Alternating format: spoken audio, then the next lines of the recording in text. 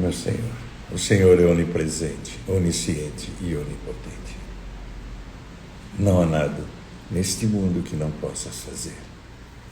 Eu me entrego a teus santos pés de lótus, Senhor. Por favor, salva-me. Eu não sou digno de que entreis em minha morada, mas dizei, Senhor, sua palavra, e minha alma será salva. Olá a todos. Hoje, excepcionalmente, um pouco mais tarde. Já estou em casa, já estou gravando de São José dos Campos. Ok? Obrigado por estarem comigo. Obrigado por me darem essa oportunidade de poder transmitir essa mensagem, de poder falar um pouco desse algo que eu conheci e desse algo que fez uma diferença na minha vida, que me trouxe a esperança e a fé de que há um propósito de vida. Eu me lembro, ainda criança, que eu olhava para as pessoas que eu convivia, por meio que eu convivia, e via essas pessoas vivendo, e via essas pessoas fazendo as coisas que elas faziam, e por um lado eu sentia prazer e orgulho de fazer parte dessa humanidade, dessas pessoas. Eu gostava de brincar, eu gostava de estudar, eu gostava do talento que eu tinha, da arte. Esse quadro que está atrás de mim foi eu que fiz, usando esse talento. E sempre foi um prazer existir para mim. Tinha um sentimento dentro de mim de gratidão por existir. Mas também tinha uma coisa que fazia com que eu não entendesse direito o que estava acontecendo. Eu me lembro que quando meu pai saiu de casa, eu tinha 9, 10 anos de idade, e eu tive que conviver com a revolta da minha família. E eu não me lembro bem se eu sentia alguma coisa diretamente, mas eu me lembro que inconscientemente eu sentia abandonado, eu me sentia abandonado. Todo esse sentimento que toda criança tem estava dentro de mim. E talvez isso tenha contribuído ou não, eu não vou dizer que tenha contribuído, porque muita gente não tem essa experiência de ter sido abandonado a tenra idade, e tem essa experiência porque eu conheci muita gente, centenas de pessoas, milhares de pessoas, que tem essa experiência que eu tenho. A maioria delas fora do país, mas algumas aqui no Brasil, algumas centenas aqui no Brasil, alguns milhares aqui.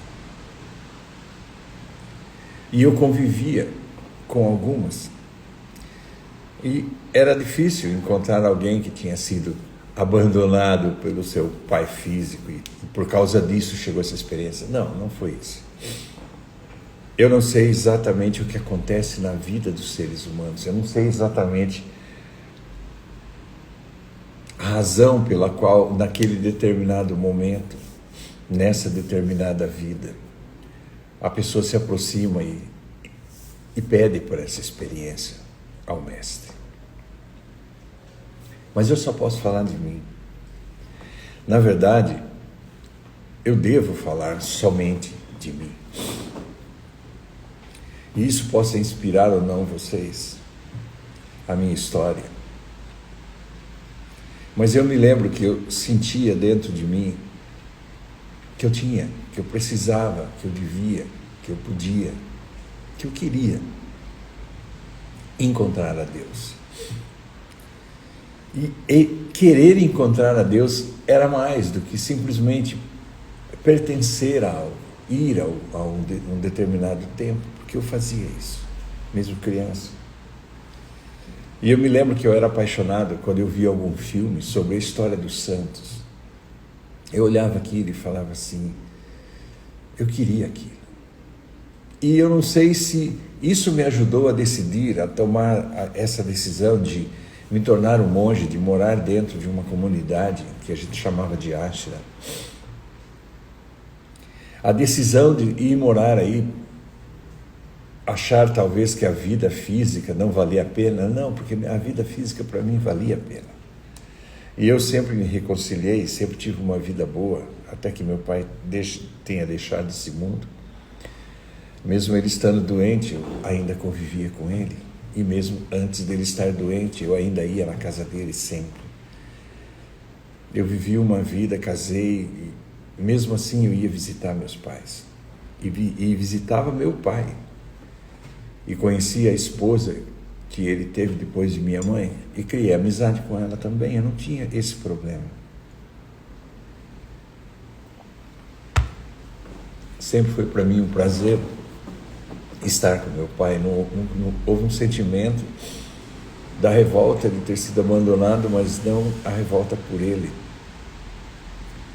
E eu me lembro que depois eu não tinha mais, era como se essa história de meu pai ter tido outra mulher fosse a história dele, não mais a minha, ou nunca tenha sido a minha.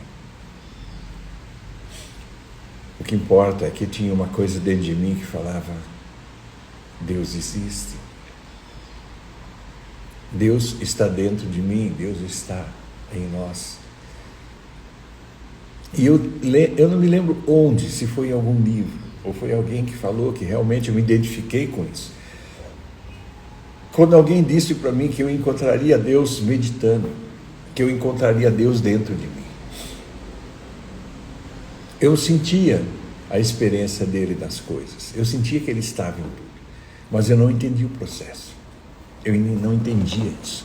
E eu não tinha uma experiência que comprovasse que o que eu sentia não era só um sentimento, mas é que ele estava ali. E independente do sentimento existir, ele estava ali. Eu queria isso. E eu me lembro que eu e 2 amigos, a gente procurava, e chegamos a procurar várias vezes juntos por essa experiência, seja lendo, seja conversando entre nós, seja visitando locais que diziam oferecer essa experiência. E eu me lembro, quando éramos em 3, quando um de nós, Joaquim, o Kim, ele começou, e não disse para nós, e começou a ouvir algo sobre essa experiência.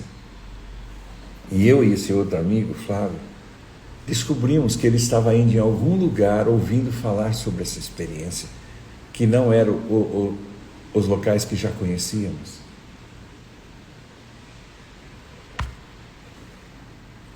E aí eu me lembro que nós chegamos para ele e falamos: Kim, onde você está indo? E ele respondeu assim: eu estou indo num determinado lugar para saber como é que é a experiência que eles estão oferecendo e ver se é a experiência que estamos buscando. Aí eu perguntei para ele assim: porque você não está dizendo para a gente? Porque você está indo sozinho, eu e Flávio estamos de fora, se combinamos juntos. Ele falou assim: não, é que da última vez que a gente foi no lugar, aí ele disse mais especificamente para mim, que eu fui culpado. Ele falou: você não quis a experiência, disse que não era a experiência que você queria, e eu entrei, fiquei nessa experiência 1 mês, e depois eu vi que realmente não era o que queríamos. Então agora eu tomei uma decisão, eu vou primeiro ver se essa experiência é ou não a experiência que queremos. E se for, eu falo para vocês. Aí eu falei: não é assim que funciona. Porque da última vez, nós somos os 3. E eu disse para vocês, essa não é a experiência que, ainda não é a experiência que queremos. Não é dessa forma que vai acontecer essa experiência. E eu fui embora. E vocês ficaram. E depois viram que não era. Eu falei: da mesma forma que aconteceu assim, você pode chegar para a gente e dizer assim: olha, eu fui, vi, e não é essa experiência. Mas a gente decidiu ir juntos. E por quê? para que a avaliação fosse feita em 3 e os 3 pudessem analisar. E da mesma forma que vocês acreditaram e decidiram fazer essa experiência, eu disse não. Da mesma forma, pode ser o contrário, né? Quando estivermos nessa experiência, você é o único vendo, diga que não é, e de repente essa experiência seja o que procuramos. Então vamos os 3. Aí eu, Flávio e Joaquim. Joaquim já estava 4 dias. Peraí, já 4... ele já ele já estava 6 dias assistindo, vendo, já em contato com as pessoas que tinham essa experiência. Aí eu e Flávio fomos 6 dias depois de Joaquim. Não havia dado tempo para ele descobrir se era ou não experiência ainda. E aí eu comecei a fazer um monte de perguntas. Eu lembro que o coordenador, a pessoa que era responsável pelo grupo, que tinha começado tudo, ele simplesmente teve paciência comigo, porque eu enchia ele de perguntas. E aí eu comecei a ver que, havia uma chance, essa poderia ser a experiência que eu procurava. E aí eu comecei a assistir a algumas reuniões, e eu ainda tinha 17 anos, eu não podia oficialmente receber o conhecimento, não podia receber essa meditação, que a exigência no Brasil para uma pessoa ter uma experiência tinha que ser a partir dos 18 anos, sem autorização dos pais. Aí houve uma primeira iniciação em março, e eu fiquei esperando ter 18 anos, que eu fazia em junho, agora em 6 de junho, meu aniversário, novamente. E aí eu fui e tive que esperar ter 18 anos. Então a próxima vez que teve uma iniciação foi em setembro, eu já com 18 anos, de 1974. Aí eu aprendi a meditar. Eu me lembro que a primeira técnica que eu aprendi foi a da luz, a técnica número 1. São 4. Quando eu recebi a primeira técnica, quando eu vi a luz pela primeira vez, a experiência que eu tive, eu vou falar para vocês, mas ela para mim eu sempre estou insatisfeito com o que eu falo que é essa experiência. Mas eu me lembro que eu vi a luz dentro de mim e que ela não era dentro de mim. Ela estava dentro de mim, eu a estava vendo assim, racionalmente dentro de mim, mas havia se tornado dentro de mim um espaço infinito. Não é que essa experiência era uma coisa física que tinha transformado dentro de mim num espaço infinito, não. É que de olhos fechados para o mundo exterior e de olhos abertos para o mundo interior, a visão desse mundo dentro de mim, no dia que eu recebi o conhecimento, ao contato pela primeira vez com essa luz, eu não a estava vendo dentro de mim. Se eu disser para você que eu estava olhando para o espaço externo, para o céu, como aquela experiência que você deita na grama à noite, numa noite de calor, numa noite de verão, e olha para o céu e olhando as estrelas, é o mais próximo que eu posso chegar do que eu vi. Todo esse universo, todo esse céu dentro de mim, eu não estava olhando, eu estava lá, sem meu corpo, mas a minha consciência estava lá. E esse espaço infinito, esse céu que eu via, ele estava acima, do lado, embaixo, ele estava em tudo, eu estava lá. E a luz preenchia todo esse espaço, a luz estava lá em todo esse céu. Essa foi a experiência de alguns segundos que eu qualifico, que eu classifico como samadhi. Ali não havia tempo, eu só imaginei que teria sido esse tempo quando eu recobrei o corpo humano. E a experiência para mim já foi suficiente. Já foi suficiente.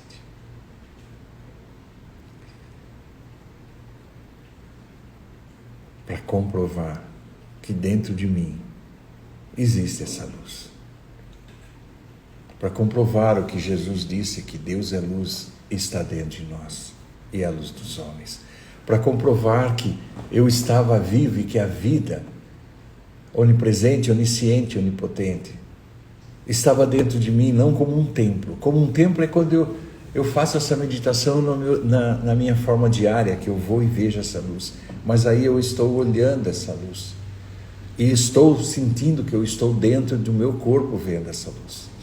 A experiência de Samadhi, eu tive algumas vezes. Elas são mais raras.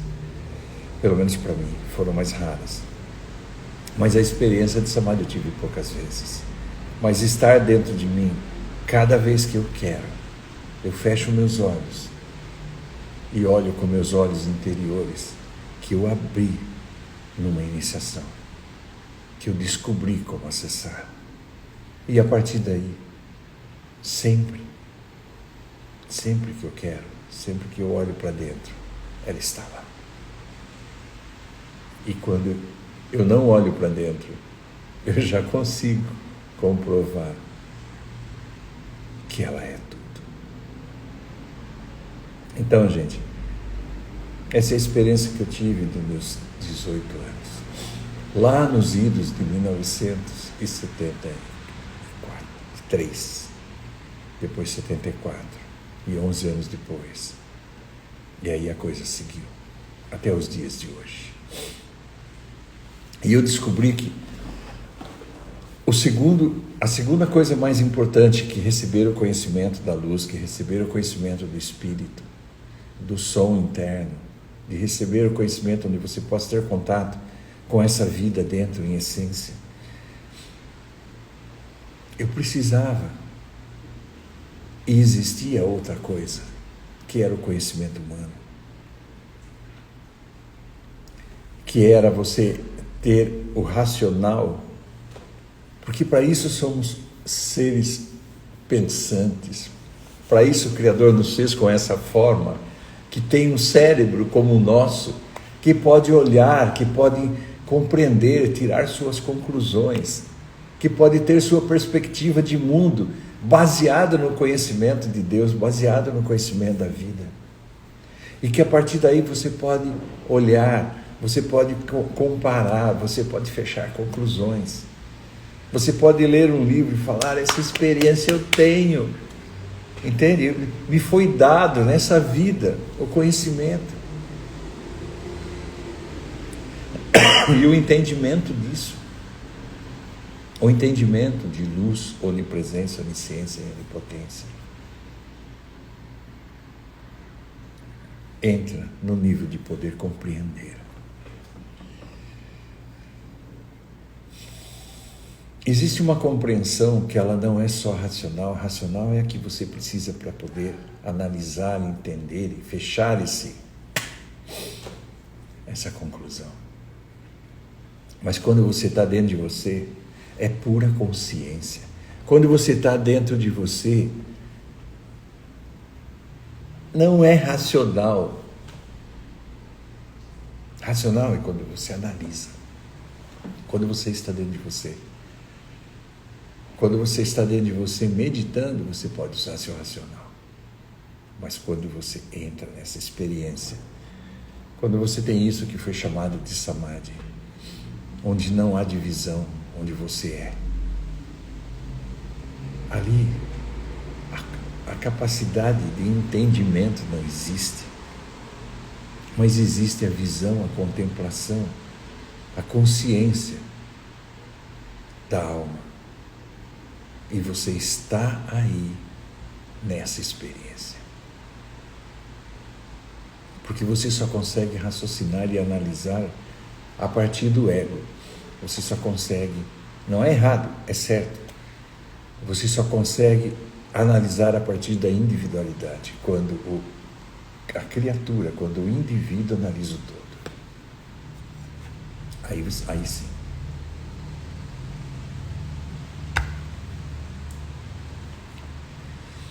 Eu vou seguir porque senão vai ficar muito doido. Mas ainda vou falar muito dessa experiência. Aí eu descobri que eu precisava fechar um entendimento. E aí, ter um mestre fez sentido para mim.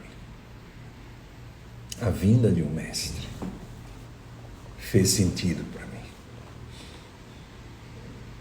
Porque está dentro de mim, porque meditar fez sentido para mim. As técnicas que você medita dentro de você fez sentido para mim.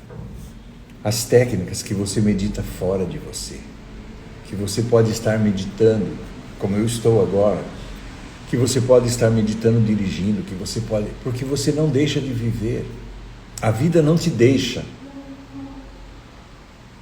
porque você está individual, de olhos abertos, vivendo nesse mundo. Que você não deixa de ser esse espírito, enquanto identificado com o corpo existindo nesse mundo. Quando você se identifica com o corpo a partir dessa experiência e de sua realização, você sabe que ele é teu veículo. Você se identifica no sentido de que o que eu estou usando nesta vida pelo tempo de 100 anos, ou seja o tempo que for, que seja o meu tempo humano, eu deixo de ser simplesmente aquele que é só o veículo, para voltar a ser, assumir, tomar posse da minha essência. E então, eu estou neste corpo, vivendo nesse mundo com uma outra visão. E tudo muda a partir dessa perspectiva. Quando você lê um livro, quando você assiste um filme, quando você escuta o mestre, quando você tem qualquer experiência relativa ao Criador, a Deus, você entende. E quando você existe nesse mundo e os fatos vão se sucedendo nesse roteiro do personagem que te coube, você entende. E a tua experiência perante tudo muda. E eu comecei a compreender a importância do entendimento, do autoconhecimento. Eu comecei a descobrir por que o ser humano se comporta como ele se comporta. E aí eu comecei a buscar, eu comecei a procurar referências nesse mundo. Para que não fosse uma coisa minha, entende? Para que não fosse uma coisa que eu tentasse passar para vocês, porque eu sei que muita gente é assim, é louco isso. Mas muita gente olha e fala assim, o que você sabe? O que você estudou? Onde você se certificou? Quais são as referências que você usa para comprovar as coisas que você fala? E aí eu comecei a ver que eu precisava disso. Que eu precisava me certificar, e eu me certifiquei. Que eu precisava usar referências, e eu busquei essas referências.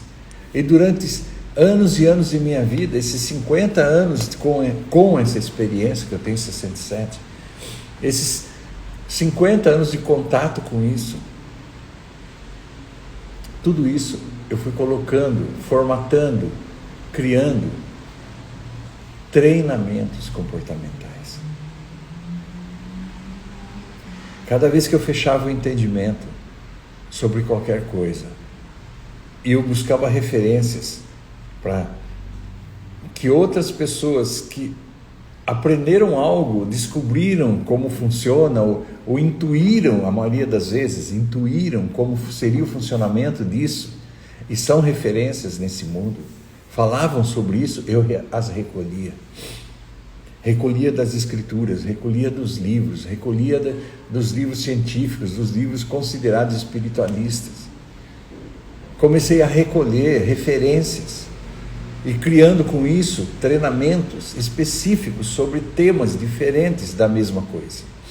visões diferentes, situações diferentes que pessoas com a mesma experiência tiveram, ou pessoas que descobriram, buscaram, analisaram, comprovaram, usaram outros de referências, fecharam percepções, escreveram livros, fizeram documentários. E eu fui juntando isso. E fui participando de treinamentos com vários personagens. Eu não vou dizer o nome deles aqui, mas muitos deles.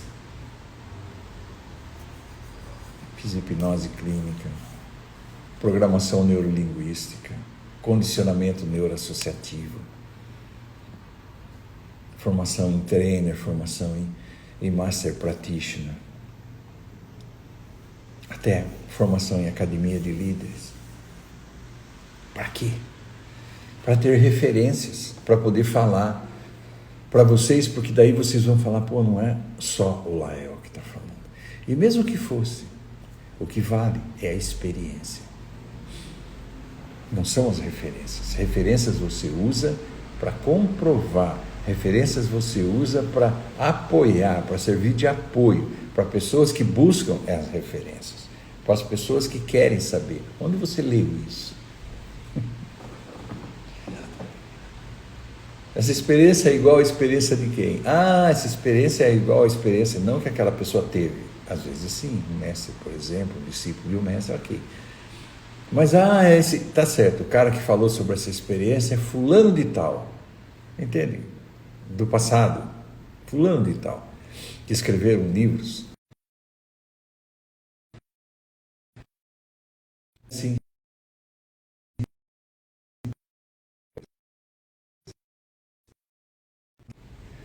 Talvez a conexão esteja fraca, gente. Não sei se vai chegar até o fim. O tempo aqui está meio chuvoso. Talvez seja isso, eu não sei, não acredito que seja isso. Mas vamos lá. Se acontecer alguma coisa, vocês sabem que é internet. Ontem, parece que foi ontem que eu tive uma experiência, ontem que eu tive uma experiência, eu terminei gravando 3 vídeos seguidos para completar essa 1 hora, porque caiu a internet 2 vezes. Eu estava em Minas Gerais. Agora aqui em casa é a primeira vez que deu um sinalzinho. E uma das coisas que eu aprendi foi que eu podia, a experiência que eu tive poderia facilitar para vocês a terem esse caminho mais esclarecido, para que vocês possam trilhar esse caminho de uma forma melhor do que a minha. Que eu poderia recolher informações que para mim foram importantes e trazê-las para vocês. Que cada live que eu tenho feito e todas as lives que eu farei, elas falam dessa experiência que eu tive e falam do caminho que eu percorri e das coisas que eu aprendi relativas a essa experiência, que eu recolhi muito rapidamente nesses 40 e 50 anos e que eu estou trazendo para vocês, que vai facilitar, assim como facilitou o meu entendimento. E mais rapidamente, mais conscientemente, racionalmente, me tirou do sofrimento, me tirou dessa sensação de estar perdido nesse mundo, para uma sensação de uau, é assim que funciona. Que bom, que lindo que é meu Criador, fazer as coisas tão perfeitas, fazer este corpo tão perfeito, com todas as capacidades, com todas as qualidades, os talentos, com todas as funções automáticas, para que eu não precisasse me preocupar. A única coisa que eu precisaria me preocupar nesse corpo seria ir até o alimento, trazer o alimento para mim, trazer o abrigo, sobreviver, fazer esse corpo ter os cuidados suficientes para que ele tivesse abrigo e combustível e dar a ele condições de poder exercer as atividades que são próprias dele, desse personagem, por esse tempo, eficientemente. Mas uma coisa que a gente vai descobrindo é: por que salvação? O que é salvação? Por que sempre os mestres falam em vir nos salvar? E por que o ser humano sempre fala que o mestre precisa nos salvar? E por que tem gente que diz que por que você sempre está esperando que venha um mestre te salve? Por que vir o mestre te salvar? Na verdade, é a função de um mestre. Essa é a função de um mestre. Eu não sou autoridade para dizer qual é a função de um mestre. Eu estou repetindo palavras dele. Mas a função de um mestre é bater no teu ombro. É mandar um discípulo dele bater no teu ombro. É que de alguma forma, em algum momento, uma pessoa que tem essa experiência possa ter acesso a você e te lembrar: essa experiência existe, você pode tê-la. A partir daí é o seu livre-arbítrio, a partir daí é a sua sede, a partir daí é a sua busca, a partir daí depende de você, depende do seu coração, do teu ponto de evolução, depende de sua hora. Mas o fato é que a experiência, eu vou repetir rapidamente, uma experiência agora, uma fala minha agora. Jesus, eu vou dar exemplo de Jesus porque você é cristão, por isso é mais fácil entender. Eu vou usá-lo como referência. Jesus tinha o poder de ressuscitar os mortos, lembra-se? Isso foi comprovado pelos discípulos, tem vários que escreveram sobre isso e falaram. Ele ressuscitou Lázaro, que era, aparentemente, pelo que a gente vê, um amigo dele.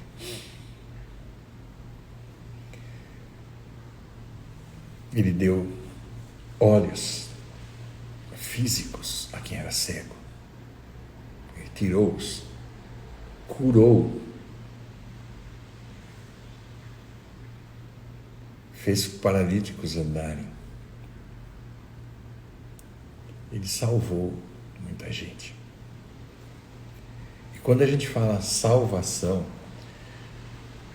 essa salvação de tirar as doenças das pessoas, tirar os problemas das pessoas, é o mínimo que ele fez. O objetivo dele não era dar olhos aos cegos, como metáfora assim. O objetivo dele não era fazer um paralítico andar, como metáfora assim. O objetivo dele não era só ressuscitar uma pessoa, como metáfora sim. Isso ele fez porque podia. Mas quando chegou na hora desse assunto, desse tema que eu vou falar agora por alguns minutos, quando chegou na hora que ele poderia ter usado seus poderes para mudar a situação que ele via, ele não fez. O que Lael está tentando dizer? Estou tentando dizer uma coisa que você já deve ter pensado sobre isso. Jesus tinha poderes. Ele poderia chegar para qualquer pessoa e mudar o pensamento dessa pessoa. A pessoa estava indo numa direção, ele podia chegar e falar: opa, a direção não é esta, é esta. Mas interferir. Ele poderia, e ele fez, bater no ombro das pessoas e falar: existe uma experiência melhor, máxima. Existe um propósito da vida humana. Ele poderia muito bem chegar para essas pessoas e não permitir que essas pessoas ficassem, é mesmo? Entendeu? Ele poderia simplesmente usar seus poderes que ele tinha e alterar a forma de pensar das pessoas para que elas pudessem aceitar essa semente. Ele poderia dar um sinal com os dedos e toda a capacidade da pessoa de ser o terreno fértil receber essa semente e fazê-la germinar. Mas não. Ele poderia, quando estava ao lado de Barrabás e Pilatos gritando para o povo: decidam qual vocês querem que dê liberdade. e as pessoas escolheram Barrabás. Ele poderia usar seus poderes, tanto em Pôncio Pilatos, como nos soldados, como nas pessoas que estavam em sua frente, e dizer: gente, não escolham Barrabás, escolham a mim. Ele poderia ter feito isso. Ele ficou calado. Por quê? Ele ficou calado. Quando ele estava já sendo crucificado, que pregaram, botaram o cravo em suas mãos, seu punho, pulso, não sei onde foi pregado, nos seus pés. Mas a história é que ele foi crucificado, que era normal os romanos crucificarem. A crucificação, ou seja, pegaram uma cruz de madeira, pregaram as pessoas e deixaram morrer assim. Quando ele foi levantado naquela cruz, e a cruz foi colocada em pé, e ele ficou em agonia até morrer ali. Quando ele estava ali, e ele olhou, e por um determinado momento, ele, pelo menos o que diz a Escritura, a história, tá? O testemunho dos discípulos, é que ele disse: Pai, tipo assim, é muito sofrimento, né? Passa esse cálice diante de mim, tipo, eu não quero sabe, eu não quero morrer assim, sabe? Eu sou seu filho. Naquele momento ele parou e falou: mas seja feita a sua vontade.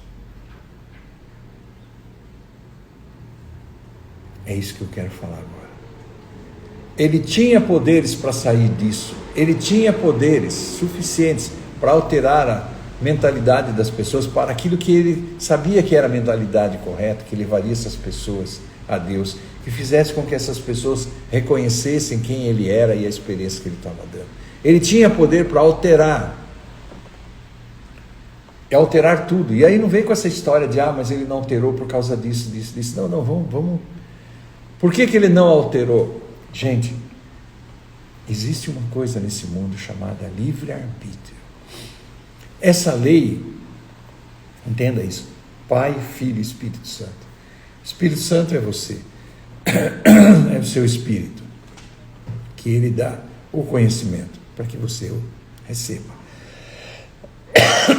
para que você o conheça, para que você o experimente, para que você volte a ser o que você verdadeiramente é. Isso é uma experiência. Isso é a experiência do batismo, isso é a experiência da iniciação. Isso é nascer de novo. Não é isso. O Filho é o Verbo feito carne. E Deus é a luz, é o todo. O Filho vem nesse mundo para salvar o Homo sapiens e tornar o Homo sapiens ser humano. Humano quer dizer HU divino. Essa passagem de uma criatura que acredita que é a criatura, para nascer de novo, onde ele possa saber, conhecer, experimentar e ser o que ele é, que é o Espírito, e não o criado. O Espírito não é criado, porque na verdade o que nós somos é o Espírito. Essa é a mensagem, ok, dos profetas.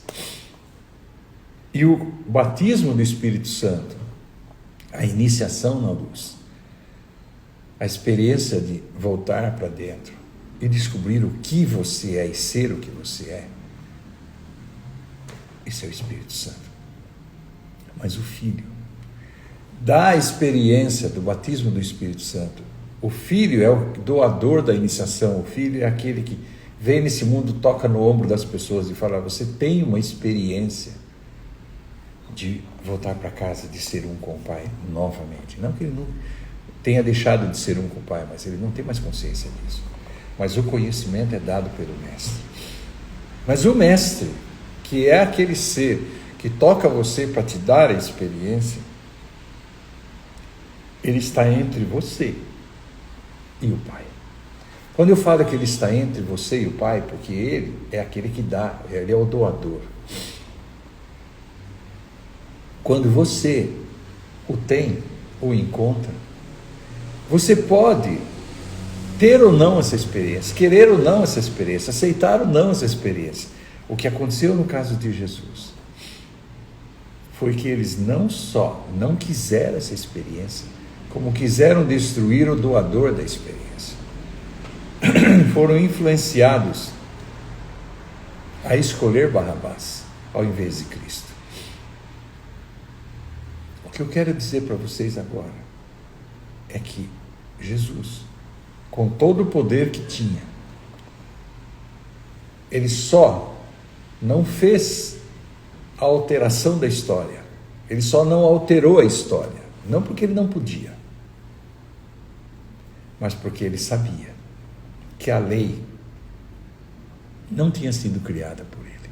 Que lei? Livre-arbítrio.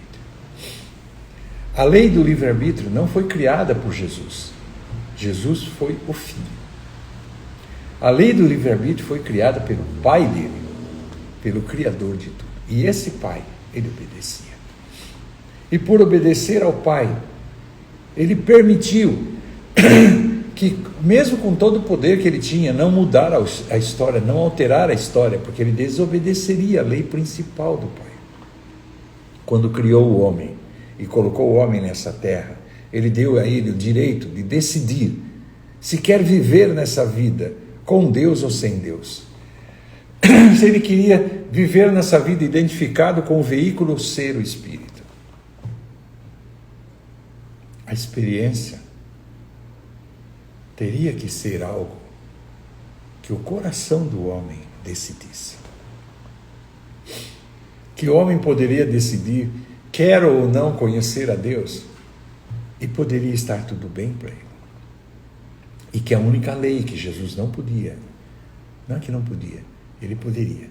A única lei que Jesus não interferia era o livre-arbítrio.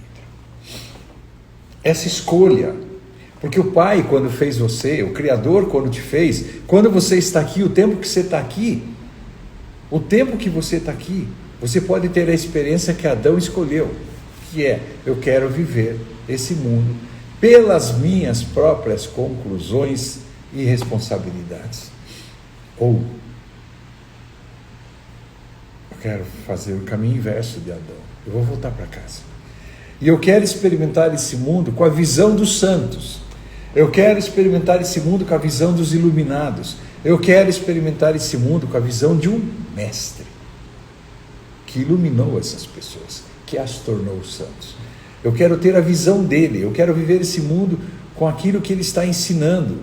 Eu quero viver esse mundo com essa experiência. Eu quero voltar para casa. Eu quero voltar a ser um com Deus, que é o que de fato eu sou. Porque o Criador, quando ele te fez, quando fez cada criatura, ele não disse para elas, eu vou destruí-los, vocês me devem, vocês são obrigados. Não. Ele simplesmente, eu me lembro uma vez, que eu não sei o que foi que aconteceu, acho que foi porque uma pessoa ficou perguntando, por que eu, sabe aquela coisa? Por que você está me dando essa experiência? O que eu sou? Por quê? Aí ele disse, você tem que vir a mim como uma criança. Sabe o que é uma criança? Uma criança vai e a pessoa, vamos dizer, essa é a metáfora, né? O adulto dá para ela uma bala. Ela não pega essa bala e fala, por que você está me dando essa bala? Uma criança não pega essa bala e fica falando assim, por que eu? Por que para mim? O que eu fiz para merecer? E não sei o que, você está dando a bala para uma pessoa que você não merece, que não merece. A criança não faz isso. Sabe o que faz a criança quando pega uma bala? Ela pula de alegria por ter recebido o presente, agradece, nem agradece, vai. Ela simplesmente pula de alegria e nem olha para a cara do doador. Porque não é essa a experiência não é que as pessoas amem o doador. A experiência é, pega essa bala e desfruta dela. Então, nesse mundo, você não receber as balas, você simplesmente existir nesse mundo, para o Criador, ele fez para isso, ele fez para que você desfrutasse desse mundo. Mas ele colocou aí seu filho. Por que ele colocou? Porque essa é a história da humanidade, essa é a história das civilizações, essa é a história, é disso que se trata as Escrituras. De que o ser humano vive, pode viver e é livre. Para isso ele não precisa olhar para si. e dizer assim, porque eu. Ou então, essa experiência eu ouvi dizer que tem alguém ali que está querendo que eu a tenha, mas não me interessa. E está tudo bem. Todos os seres humanos que vivem a consequência de seus atos. É a experiência de Adão. E o Criador fez, e todo mundo olha e fala, que vida linda, essa vida é maravilhosa, mesmo que seja uma pessoa do jeito que ela é, mesmo que ela sofra. Ela olha para tudo isso, vive essa vida e é satisfeita, e está tudo bem. O Criador fez para isso, para que você viva essa vida. Ele te deu e falou, viva aí, curta, divirta-se. Essa criação toda que eu fiz, incluindo você, divirta-se, curta, viva isso, seja feliz, vai, desfrute. Eu fiz a praia, eu fiz a montanha, sabe, eu fiz tudo. Olha a beleza, olha a construção, olha a transformação que existe, olha as eras. Divirta-se, olha o tempo, aproveite, entende? Mas o ser humano, por ter a experiência de Adão, ele sofre muito. No meio de tudo isso, ele não tem a perspectiva correta, então ele sofre muito. Ele não tem experiência onde ele pode estar vivendo tudo isso com Deus. Ele tem fé, né? Os verdadeiros adoradores precisam conhecer Deus em espírito e em verdade. Mas as pessoas têm fé. Eu acredito. Eu sei pela fé. Entende? Eu tenho fé. Então a fé faz com que amortize o sofrimento. E as pessoas vivem nesse mundo por fé. Mas os verdadeiros adoradores são aquelas pessoas que são salvas das trevas, salvas da ignorância. Ignorar, gente, é não saber. Ignorar não é burrice, associação. Ignorar não é birra, ignorar não é... Não, por causa do livre-arbítrio. Ignorar é não saber. E tudo bem, não saber. Tá, gente? Mas o ser humano busca por uma palavra chamada salvação. Foi colocado como salvar. E o mestre muitas vezes diz, eu vim salvar o ser humano. Salvar do quê? Salvar de não saber para saber. Eu não sei se vocês sabem, mas a origem da palavra guru, né? Guru, tão cantada, eu tenho o guru de tal empresa, o guru disso, o guru da ciência, o guru da mecânica, o guru. Hoje em dia tudo é guru, né?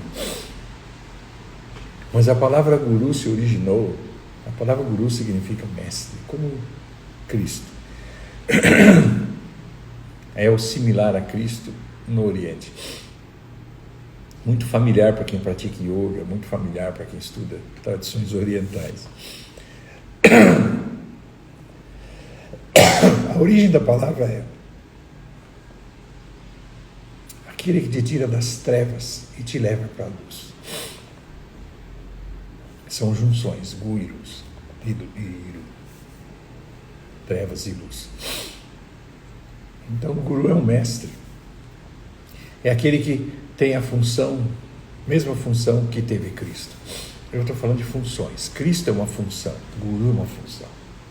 Mestre é uma função. Então aquele que vem tirar os homens do não saber para o saber, não é intelectualmente, de fato. A experiência dessa, de não saber para o saber, de nascer de novo para a vida espiritual, de conhecer a vida espiritual, de conhecer a luz, é a função do mestre. E ele vem bater no ombro e fala assim, quer conhecer? Eu te mostro porque eu te posso mostrar, porque eu posso, essa é a minha missão.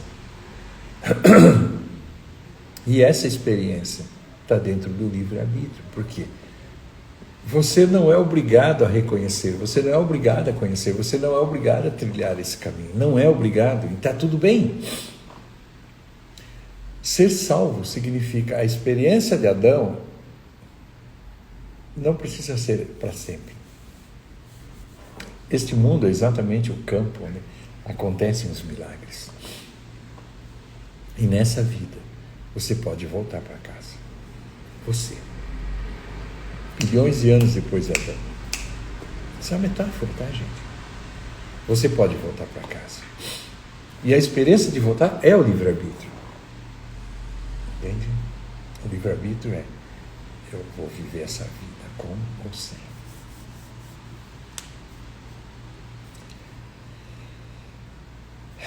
E existindo nesse mundo, o que você renuncia? Nada, apenas a ignorância. Não existe essa experiência de deixar uma coisa para ter a outra, sabe? Não é uma coisa assim. Uma vez que você escolhe um lado desse livre-arbítrio diferente do que você estava vivendo, e você acredita que você vai ter que deixar essa vida. Não. Você vai somar com a experiência, e vai ser duas experiências, com um lado do livre-arbítrio e o outro lado do livre-arbítrio, você junta as duas, vão somar as duas. Sim, é uma maneira de entender. Mas nada do que você conhece do outro lado do livre-arbítrio é estranho ao que você tem vivido com esse lado do livre-arbítrio. Não vai alterar nada, gente. A única coisa que vai mudar é a tua perspectiva de mundo. Isso vai mudar. Porque você vai ver, comprovar que a luz existe, que Deus existe, que está dentro de você, é um fato. Que você pode ir e conhecê-lo, é um fato. Que você pode viver essa experiência, é um fato. Que é um fato a vida dos santos, que é um fato a vida dos iluminados, que é um fato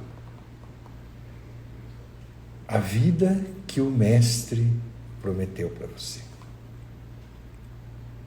Que você pode ser um. E não é adicionado à sua vida porque você é um. É a experiência da comprovação, é a experiência do entendimento. É isso que é o livre-arbítrio. Adão escolheu ver o mundo a partir de seus próprios olhos. O Mestre dá a opção, essa é a missão dele, dá a opção de você ver o mundo com a visão da luz, da vida, da visão interior. Você tem uma visão da alma, você tem um olho espiritual, que é o olho da alma, que faz você ver a Deus, que faz você ver essa vida com essa consciência, com essa visão. E isso é tudo. Isso é tudo. E aí todas as coisas para abreviar o teu entendimento, abreviar o teu entendimento. Entender esse mundo faz parte da minha missão, que é facilitar para vocês.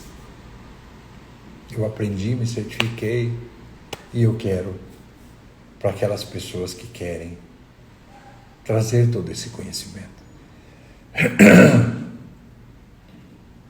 Ok, gente, eu formatei todo esse conhecimento para vocês, para meu entendimento. Estou partilhando com vocês.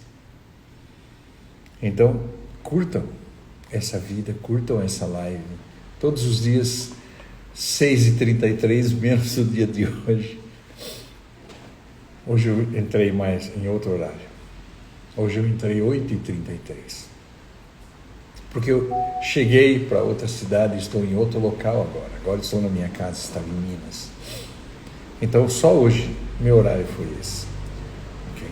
E eu sei que muita gente vê ao vivo. Então, para essas pessoas, eu não vou pedir desculpa, porque não tem que pedir desculpa. Eu só não estava aqui às 6h33. Tá? Mas eu estava 8h33 e sempre vai estar gravado. Não importa se é 6h33 ou 8h33. Estará gravado, espero que não se repita nesse horário. Eu sei que talvez algumas pessoas até gostem, mas tem gente que antes de entrar no trabalho via as lives, e eu quero que elas continuem vendo essa live ao vivo, 6h33, ok? Então amanhã, 6h33, eu estarei aqui. Excepcionalmente hoje, foi esse horário. Para quem assistia os vídeos depois de gravados, as lives depois de gravadas, não vai fazer diferença, tá? O horário. Mas a live está aí, a live de hoje está aí. E é exatamente sobre escolhas. Gente, eu ainda tenho alguns minutos. Existe uma coisa no comportamento humano que fala a palavra mapa. Numa linguagem acessível é modelo de mundo. Qual é o modelo de mundo de uma pessoa desse mundo? O mapa é a soma de tudo que a pessoa aprendeu. É a identidade dele. Então você vai dar o nome para a identidade. E cada pessoa tem uma identidade diferente. Cada pessoa tem um modelo de mundo diferente. Então foi dado essa palavra como mapa. Então assim, o mapa do Lael é assim, o mapa do Tiago é assim, o mapa da Ivana é assim, o mapa da Meire é assim, entende? O mapa da Érica é assim. Então, mapas o mapa é o modelo de mundo dessa pessoa, que inclui o corpo, a parte física, mental e espiritual. Tudo que ela aprendeu, seus talentos, tudo está fazendo parte de uma coisa chamada modelo de mundo daquela pessoa. Tudo que ela aprendeu constituiu a estrutura da identidade dele. O nome dessa identidade é modelo de mundo. Então, o modelo de mundo, cada pessoa tem um diferente do outro. Muitas coisas similares, mas algumas coisas características daquele mapa. Quando você conversa com alguém, da mesma forma que eu dou exemplo que você vai na praia e não experimenta a praia, entende isso, gente? Você vai na praia e você não está experimentando a praia, você está experimentando o que você entendeu que praia significa. Então, por exemplo, quando você vai na praia, você pode experimentar a praia não gostando de estar na praia. Então, na verdade, você não está experimentando a praia. Você está experimentando se você gosta ou não da praia. Se você não gosta de praia, você experimenta a praia, quer dizer, você experimenta não gostar da praia. Você está na praia, mas você experimenta não gostar de praia. E se você aprendeu a gostar de praia, quando você está na praia, você não experimenta a praia. Você experimenta gostar de praia. Então, na verdade, a gente não experimenta o objeto, não experimenta a criação que Deus nos deu. A gente experimenta a maneira que entendemos, que achamos que devemos nos sentir estando aí. Entende? Há uma interferência. E da mesma forma, quando você conhece uma pessoa, você não experimenta a pessoa. Você experimenta o mapa dela. Você experimenta o modelo de mundo da pessoa. Então, você chega... Vou dar um exemplo assim, bem rústico, para que vocês entendam.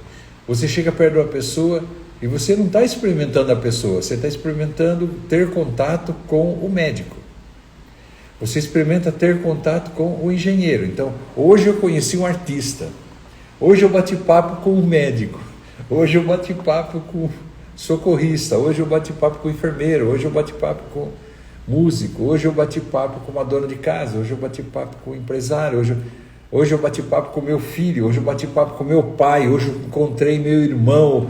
Hoje eu encontrei a pessoa que vai ser minha esposa. Então hoje eu bati papo com a minha esposa. Você bate papo com o modelo de mundo da pessoa. Você não bate papo com a pessoa. Eu não estou dizendo que você não vai mais conversar com as pessoas, com os modelos de mundo. Não é isso. Você vai continuar conversando com seus irmãos. Eu ligo para minha irmã. Eu converso com a minha irmã. Entende? E eu sei que a minha irmã e você são a mesma coisa. A diferença é que o modelo de mundo seu é diferente do modelo de mundo da minha irmã, que ela é minha irmã. Entende? Então o modelo de mundo não é errado, gente. Experimentar o que você vê sobre a praia não é errado. Não é que você tem que experimentar as pessoas como Deus, experimentar a praia como a criação, a obra-prima linda de Deus, a areia. Sabe, não é que você tem que estar... Não, gente, é que no meio disso, o observador, que é a alma, tem que ter a experiência de experimentar a praia, experimentar o ser humano, experimentar a vida. Enquanto convive com o modelo de mundo, enquanto convive com gosto ou não gosto de praia, enquanto convive com sua opinião sobre isso,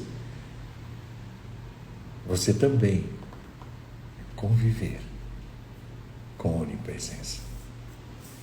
Você também conviver com o fato da onipotência, onisciência e onipresença.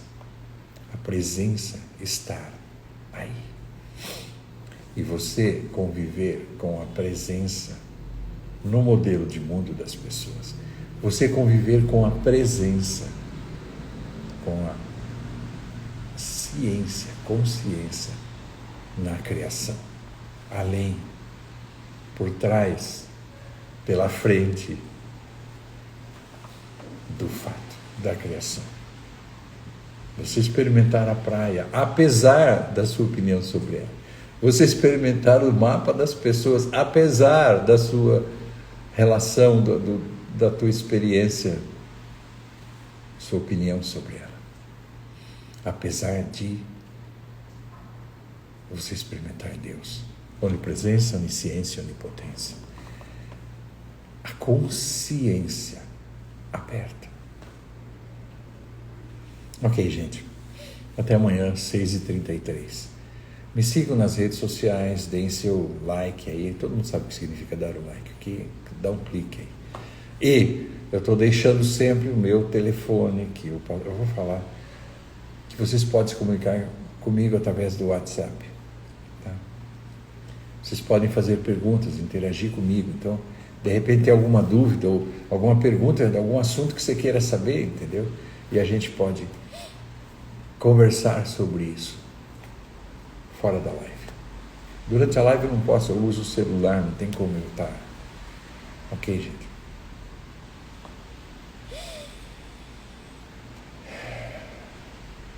Fiquem com Deus. Graça e paz até amanhã.